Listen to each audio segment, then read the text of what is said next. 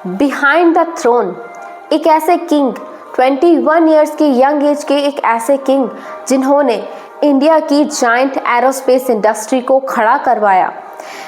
Hindustan aeronautics limited, जो कि India की एक बहुत बड़ी एरोस्पेस इंडस्ट्रीज है। कई सारे फाइटर जेट्स, कई सारे एयरक्राफ्ट्स, कई सारे हेलीकॉप्टर्स इंडिया के डिफेंस सेक्टर को इम्प्रूव करने के लिए हिंदुस्तान एरोनॉटिक्स लिमिटेड बनाती है। और इस एरोस्पेस इंडस्ट्री को खड़े करने के पीछे जो व्यक्ति थे वो थे एक 21 ईयर्स की यंग एज के महाराज, जिन्होंने उस समय ये डिसीजन लिया था जिस समय पर एरोस्पेस इंडस्ट्रीज दूर दूर तक भी भारत के विजन में नहीं थी। इस समय उन्होंने बिहाइंड द इमीडिएट रिस्क एक बहुत बड़ा डिसीजन लिया था और एरोस्पेस इंडस्ट्री को, जिसे आज हम कहते हैं हिंदुस्तान एरोनॉटिक्स लिमिटेड, इसे स्टार्ट कर पाया था, इसकी नींव रखी थी।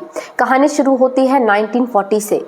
1940 में जिस समय पूरे विश्व में ब्लडी फाइट चल रही थी कंट्रीज के बीच में, वर्ल्ड वॉर 2 की कंडीशन थी, हर जगह सिर्फ ब्लड था, लड़ाई थी। ऐसे समय पर जो मैसूर प्रिंस थे जयचंद राजेंद्र वाडियार, वो मैसूर के महाराजा बन गए। अपने अंकल की सडन डेथ के बाद में उन्हें मैसूर का राजा बना दिया गया। अब कहानी शुरू होती है हिंदुस्तान एरोनॉटिक्स लिमिटेड या फिर एक एरोस्पेस इंडस्ट्री भारत में बने, इसकी थिंकिंग कैसे डेवलप हुई।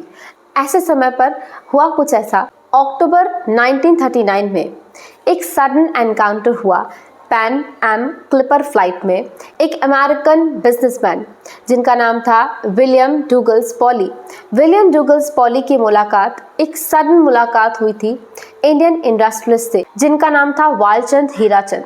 जब इनसे उनकी मुलाकात हुई तब पॉली ने ये बताया कि वो चाइना में एक सेंट्रल एयरक्राफ्ट मैन्युफैक्चरिंग कंपनी को चला रहे हैं और वो चाइना की नेशनलिस्ट गवर्नमेंट के लिए एयरक्राफ्ट्स को बना कर देते हैं ताकि चाइना का डिफेंस इंप्रूव हो सके। वो डिफेंस एयरक्राफ्ट्स को मैन्युफैक्चर करके उन्हें प्रोवाइड करते हैं।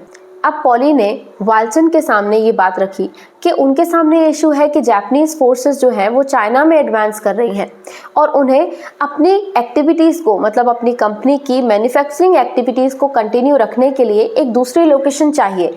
उन्हें एक ऐसा एरिया चाहिए जहां पर वो एयरक्राफ्ट की मैन्युफैक्चरिंग कर सके, उन्हें शेयर होल्डर्स और स्टेक होल्डर्स भी मिल सके, पैसा भी मिल सके और कोई ऐसा व्यक्ति भी हो जो इस चीज़ को विलफुली इच्छा से करना चाहता हो। तब एक सडन थॉट आया वालचंद हीराचंद के मन में कि क्यों ना यही चीज़ भारत में की जाए, क्यों ना पॉली अपनी कंपनी भारत में स्टार्ट करें, इससे इंडिया की एयरक्राफ्ट इंडस्ट्रीज इंप्रूव होंगी। पर उस समय पर यह विजन बहुत बड़ा था इंडिया के लिए। अब जुलाई 1940 में पॉली भारत आए। अब पॉली को यहाँ पर लैंड भी चाहिए था, कैपिटल भी चाहिए थी और मोस्ट इम्पॉर्टेंटली उन्हें एक ऐसा व्यक्ति चाहिए था जो उनके विजन पर विश्वास रखे। ये ढूंढना बहुत ज़्यादा मुश्किल था। अब ऐसे समय पर वालचंद हीराचंद ने सबसे पहले अपने खुद के शेयर होल्डर्स से कांटेक्ट किया, उन्हें मनाने की कोशिश की, जो कि सिंधिया स्टीम नेविगेशन कंपनी में थे, लेकिन उन्होंने इस चीज़ से मना कर दिया। इतनी बड़ी रिस्क को लेना कोई आसान बात नहीं थी किसी के भी लिए। इसके बाद में जो वालचंद हीराचंद हैं वो गए बड़ौदा, भावनगर, ग्वालियर, पर यहाँ पर भी उन्हें सफलता नहीं मिली। लेकिन इसके बाद में पॉली और वालचंद हीराचंद दोनों बेंगलुरु में लैंड हुए और वहाँ पर उनकी मुलाकात हुई महाराजा ऑफ मैसूर से, मतलब जयचंद राजेंद्र वाडियार से।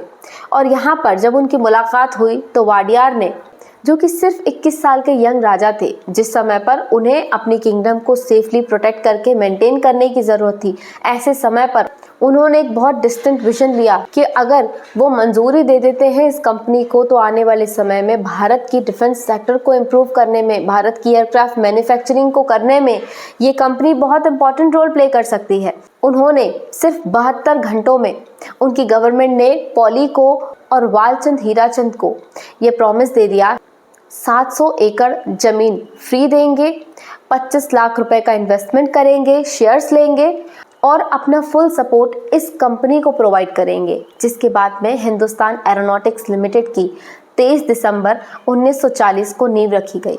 Hindustan aeronautics limited finally ready हुआ।